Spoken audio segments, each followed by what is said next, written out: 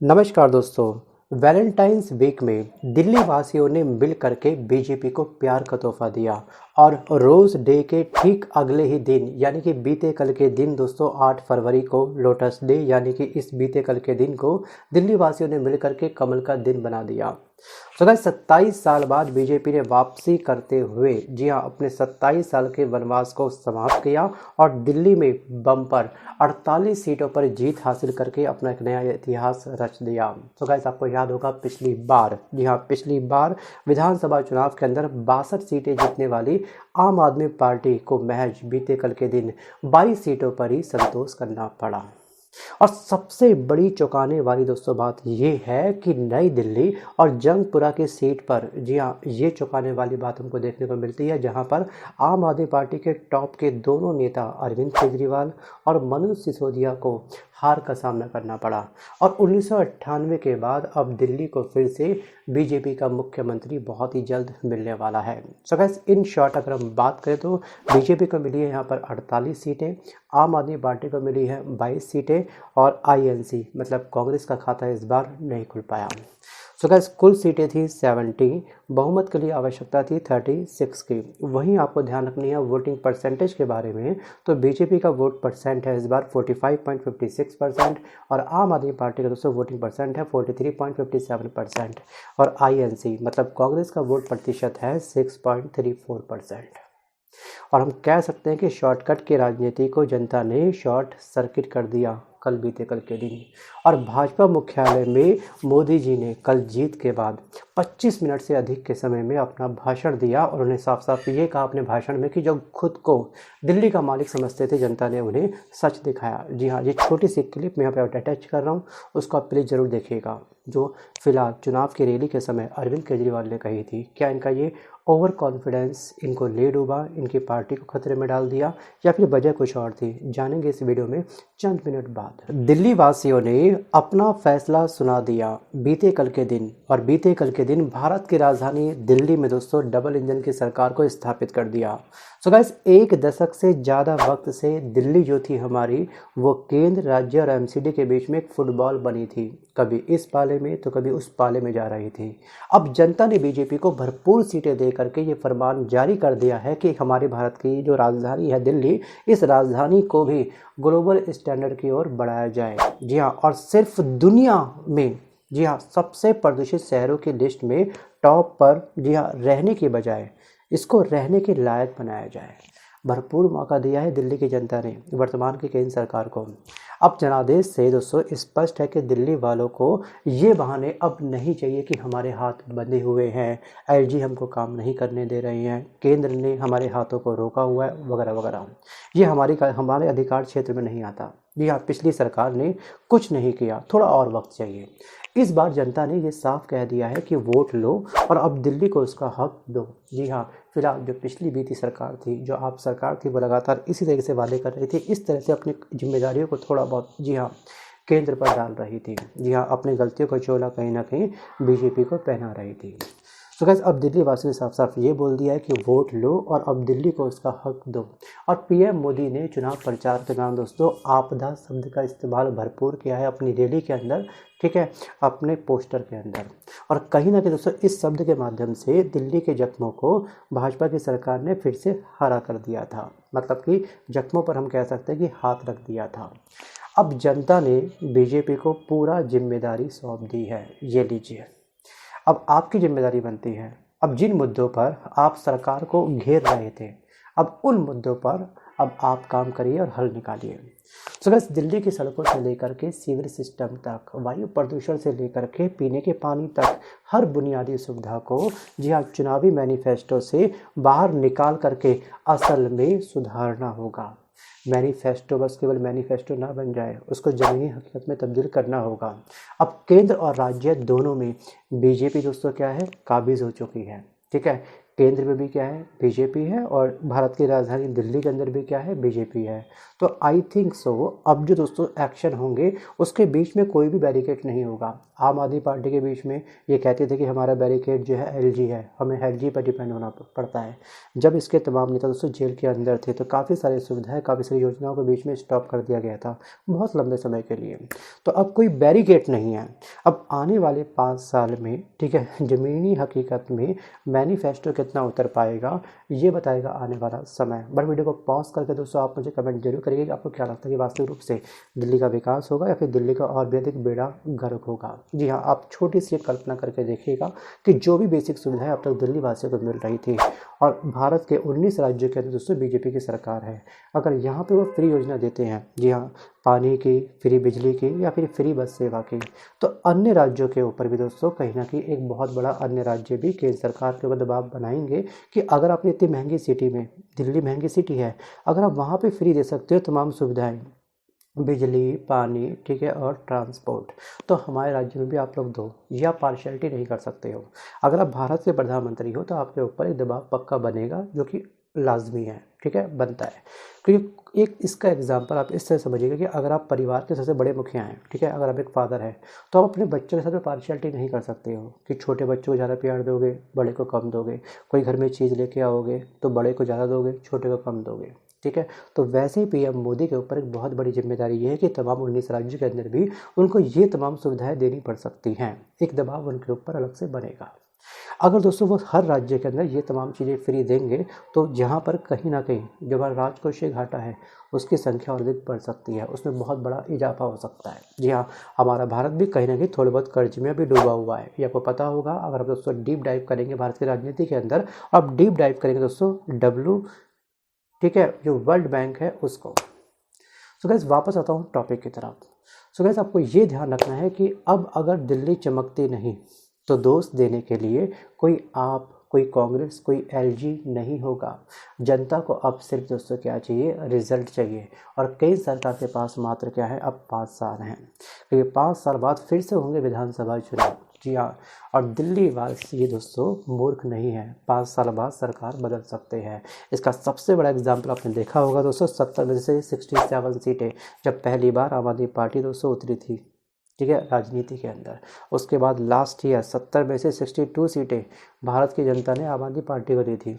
और इस बार कहानी बिल्कुल बदल गई है। शायद 10 सालों में जो आम आदमी पार्टी ने काम किया था उससे शायद उनके वादों से दिल्ली वासी काफ़ी त्रस्त हो चुके थे, इसलिए उन्होंने इस बार 5 साल का मौका और दिया है केंद्र सरकार को। और केंद्र सरकार कितना खरा उतरेगी ये बताएगा आने वाला समय। दोस्तों जनता का आदेश बीते कल के दिन आ चुका है। जी हाँ, जनता ने ईवीएम मशीन पर अपना बटन दबा करके हमारा दोस्तों जो विश्व गुरु है भारत, जी हाँ, भारत की राजधानी दिल्ली को दुनिया में सफाई, सुविधाओं और आधुनिकता में भी नंबर 1 बनाओ। जी हाँ, ये रिक्वेस्ट करी है हमारी केंद्र सरकार से तमाम जनता ने ईवीएम का बटन दबा करके, अप्रत्यक्ष रूप से या फिर प्रत्यक्ष रूप से हम कह सकते हैं। अब दिलचस्प बात दोस्तों ये है कि आप और बीजेपी के बीच में वोटों का बहुत बड़ा फासला नहीं है, अगर आप वोट परसेंट देखें तब। यानी कि जनता ने ये भी सुनिश्चित किया है अपना ईवीएम मशीन पर बटन दबा करके कि सरकार भले ही स्पष्ट बहुमत वाली हो, लेकिन उसे चुनौती देने के लिए मजबूत विपक्ष भी मौजूद रहे। पहली बार आम आदमी पार्टी को असली विपक्ष की भूमिका में रह करके अपनी सियासी चालें चलनी होंगी। अब हर बात का ठीकरा बीजेपी पर फोड़ने से काम नहीं चलेगा और जनता के लिए दोस्तों सक्रियता भी इनको दिखानी होगी। अब वहीं पर अगर हम बात करें कांग्रेस की, तो कांग्रेस के बारे में आप बखूबी जानते होंगे कि इनके लिए चुनाव सिर्फ एक और हार नहीं बल्कि खुद को री इन्वेंट करने का एक आखिरी मौका हो सकता है। और बीजेपी की डबल इंजन की सरकार अब स्पीड में दिखे, वरना जनता का धैर्य भी उतना ही कमज़ोर है जितना बारिश से पहले बनाई गई कोई सड़क। सो गाइस आपको याद होगा कि अभी कुछ समय पहले, जी हाँ, डोनाल्ड ट्रंप ने 104 उस कंट्री के अकॉर्डिंग जो अवैध भारतीय प्रवासी थे उनको भारत वापस भेजा था। जी हाँ, मिलिट्री जहाज़ के अंदर। जी हाँ, हाथों में हथकड़ी, पैरों में जंजीरें लिए। क्या आने वाले समय में 13 तारीख को जो डोनाल्ड ट्रंप की और पीएम मोदी की मीटिंग है, क्या हमारे PM Modi ji Donald Trump से इस मुद्दे पे बात करेंगे कि आपने इस तरह से हमारे जो भारतीय प्रवासी थे उनको क्यों भेजा? जब कोलंबिया जैसे छोटे देश ने ट्रंप के ऊपर जी हाँ आवाज़ उठा दी कि आप हमारे कोलंबिया वासियों को इस तरह से और पैरों में जंजीर लेकर के आप वापस नहीं भेजोगे, हम उन्हें खुद अपना पर्सनल प्लेन लेकर के वहाँ पर रिसीव करने आएंगे। क्योंकि अगर वो इस कंडीशंस में कोलंबिया वापस आते हैं हमारे सभी कोलंबिया वासी, तो इस तरह से क्या होगा कि हमारी सरकार का मनोबल ब्रेक होगा, उन लोगों का मनोबल ब्रेक होगा, उनके परिवार वालों का मनोबल ब्रेक होगा, एक नेगेटिव छवि, एक नेगेटिव इम्पैक्ट बनता है। दोस्तों ये वही 5 तारीख थी जिस दिन जी हाँ जो हमारे प्रवासी थे भारतीय जो विदेश में रह रहे थे, 5 तारीख को ही ये इंडिया आए थे। लेकिन इस बात को पूरी तरीके से दबा दिया गया था, क्योंकि अगर तुरंत ऑन द स्पॉट ठीक है मीडिया के अंदर ये न्यूज़ आ जाती तो वोट बैंक पर एक नेगेटिव इम्पैक्ट पड़ता, क्योंकि उस समय लगातार ईवीएम मशीन पर जी हाँ बीजेपी की किस्मत दर्ज हो रही थी जीत की। थिंक अबाउट इट, विचार जरूर करिएगा। क्या 13 तारीख को PM Modi ji Donald Trump से इस मुद्दे में बात करेंगे, या फिर केवल photo photo photo meeting meeting meeting वापस आ जाएंगे हमारे भारत देश वापस आता दोस्तों मैं टॉपिक की तरफ।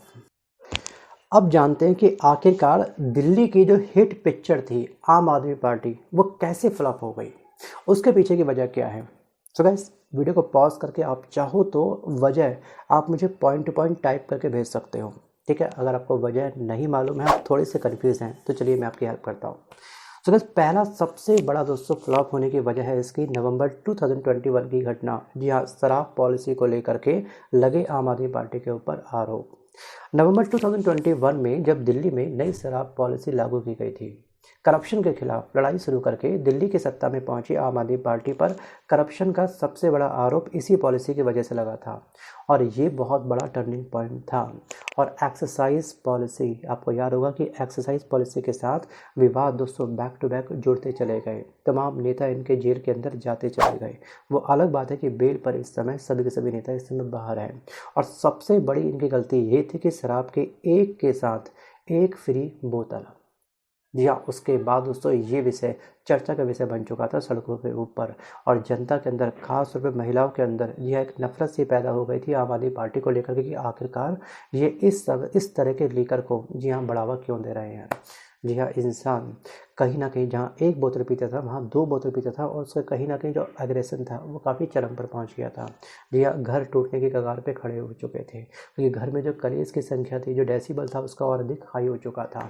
और वहीं पर विपक्ष ने जी हाँ इसमें एक बहुत बड़ा घपला खोज लिया, और जांच रिपोर्ट में इस मामले में बहुत बड़ी गड़बड़ियाँ पाई गई, आरोप लगे, तमाम नेता धरे गए। और एक समय ऐसा भी आया था कि आम आदमी पार्टी के तमाम नेता जेल के अंदर थे, और आम आदमी पूरी तरीके से खाली हो चुकी थी। तो सेकंड सबसे बड़ा दोस्तों जो पॉइंट था फ्लॉप होने का आम आदमी पार्टी का, वो था आपका मई 2022। तो एलजी के टकराव के बाद काफ़ी सारी योजनाएं अटक चुकी थी। मई में दोस्तों कौन थे यहाँ के उपराज्यपाल थे वीके सक्सेना। जी हाँ, उपराज्यपाल बने मई 2022 में। और आपके दिल्ली सरकार का हालांकि इससे पहले के उपराज्यपाल से भी टकराव था, लेकिन वीके सक्सेना के उपराज्यपाल बनने के बाद ये टकराव लगातार और ये अधिक क्या हो गया, हाइप पकड़ गया, मतलब कि पीक पर पहुंच गया। और एलजी के निर्देश पर न सिर्फ शराब मामले बल्कि कई अन्य मामलों की भी जांच पड़ताल स्टार्ट हो गई, और आपके नेता उसमें फंसते चले गए, और नेताओं का अफसरों से भी टकराव होता रहा, और जिसकी वजह से दिल्ली सरकार की हर योजना अटकती चली गई। वो अलग बात है कि यहाँ पर दिल्ली में लगातार फ्री बिजली जारी रही, फ्री पानी जारी रहा। कोविड जैसे समय पर जिस समय फाइनेंशियल क्राइसिस दिल्ली झेल रही थी, ठीक है, दिल्ली की सरकार झेल रही थी आम आदमी पार्टी, लेकिन फिर भी इन्होंने उस बात को ब्रेक नहीं होने दिया। और मई 2022, जी हाँ, ये वही वक्त था जिस समय सत्येंद्र जैन की गिरफ्तारी हुई थी। जी हाँ, सत्येंद्र जैन की गिरफ्तारी के बाद आम आदमी पार्टी के लिए ये एक बहुत बड़ा झटका था।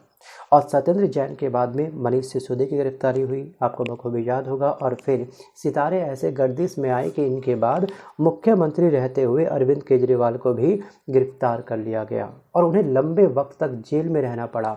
हालांकि दोस्तों इस दौरान आम आदमी पार्टी करप्शन के आरोपों को एक साजिश बताती रही, लेकिन बड़े नेताओं के जेल में रहने से जनता के बीच में ये संदेश पहुंचा कि दोस्तों कुछ ना कुछ तो दाल में पक्का काला है, मतलब कि कुछ ना कुछ तो गड़बड़ है। और इनकी अगली सबसे बड़ी गलती दोस्तों ये थी कि यहाँ पर अचानक से इन्होंने अपने मुख्यमंत्री का चेहरा बदल दिया। मुख्यमंत्री पद से अरविंद केजरीवाल का इस्तीफा देना दिल्ली की राजनीति में सबसे बड़ा टर्निंग पॉइंट था। ये इस्तीफा जेल से, जी हाँ ध्यान रखिएगा, जेल से जमानत पर आने के बाद दिया था। इससे पहले वो जेल में कई महीने रहे लेकिन मुख्यमंत्री पद इन्होंने नहीं छोड़ा।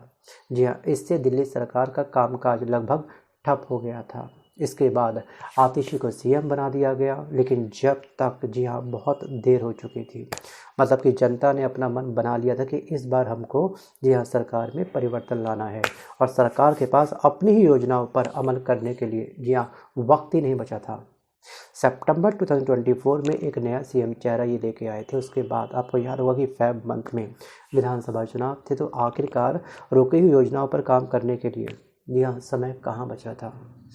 और आपको क्या लगता है कि आखिरकार इनमें से कौन सा ऐसा पॉइंट था जिसकी वजह से आम आदमी पार्टी की पिक्चर फ्लॉप हो गई? क्या सच में डबल इंजन की सरकार दे पाएगी दिल्ली वासियों को उनका हक? आपको क्या लगता है? और अगला सवाल मेरा आपसे ये है कि आखिरकार कौन बनेगा दिल्ली का सीएम? विजेंद्र गुप्ता, परवेश वर्मा और या फिर आशीष सूद? इनमें से कौन सा पर्सनैलिटी कैपेबल है दिल्ली के सीएम के लिए? उनका नाम भी आप मुझे कमेंट जरूर करिएगा, और क्यों, इसके पीछे की वजह भी आप मुझको जरूर बताइएगा। सो गाइस, जैसे जैसे बीते कल के दिन दोस्तों वोटों की गिनती आगे बढ़ी, दिल्ली के नक्शे पर भगवा रंग चढ़ता गया। बीजेपी की 8 सीटों को 48 सीटें होने में वक्त नहीं लगा। 2020 में, ये देखिए आप मैप ध्यान से, 2020 में नीले रंग में डूबा दिल्ली का पॉलिटिकल मैप 2025 में पूरी तरीके से भगवा में तब्दील हो गया। और आपको ध्यान रखना है कि दिल्ली, जी हाँ, दिल्ली फतह के साथ ही अब 19 राज्यों में डबल इंजन की सरकार होगी। और मोदी सरकार के तीसरे कार्यकाल में ही दिल्ली से पहले 8 राज्यों के, जी हाँ, 8 राज्यों के चुनाव में 5 में बीजेपी या गठबंधन की सरकार बनी। और इसी साल के अंत में आपको ध्यान रखना है कि बिहार विधानसभा चुनाव होने वाले हैं और बीजेपी को उम्मीद है कि इस जीत का असर बिहार में भी दिख सकता है। और इसके बाद 2026 मतलब कि नेक्स्ट ईयर में पश्चिम बंगाल के विधानसभा चुनाव प्रस्तावित हैं। सो गैस, आपको क्या लगता है कि पूरे भारत के अंदर भगवा रंग चढ़ना चाहिए? जी हाँ, क्या पॉलिटिकल मैप पूरा जो हमारा इंडिया का है 2026 तक भगवा में पूरी तरीके से तब्दील हो जाएगा? Think about it. So gas, आज के इस वीडियो में बस केवल इतना ही। मिलता हूँ जल्द एक नए वीडियो के साथ, तब तक के लिए धन्यवाद।